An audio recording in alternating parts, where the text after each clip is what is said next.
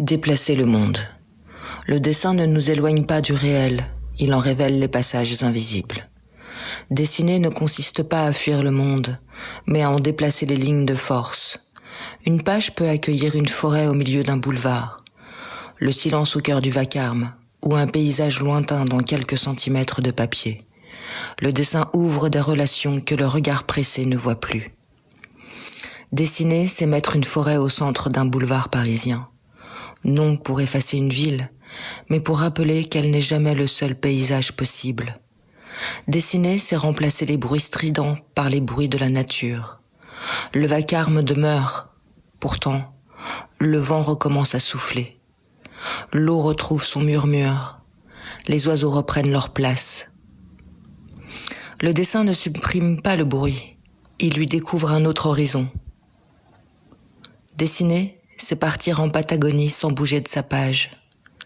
Le voyage ne dépend plus des kilomètres. Quelques lignes, quelques couleurs, et l'espace change de respiration.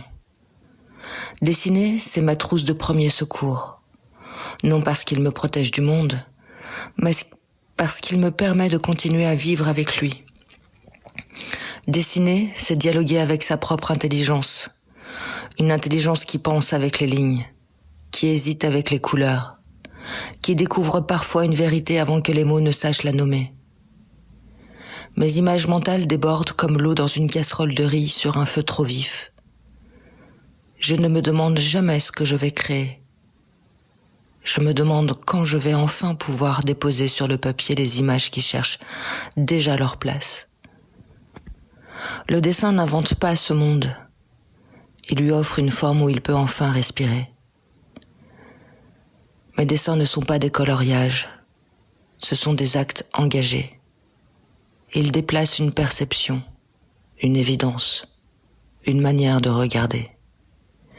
Ils ouvrent un espace où le visible retrouve une profondeur que l'habitude avait peu à peu recouverte.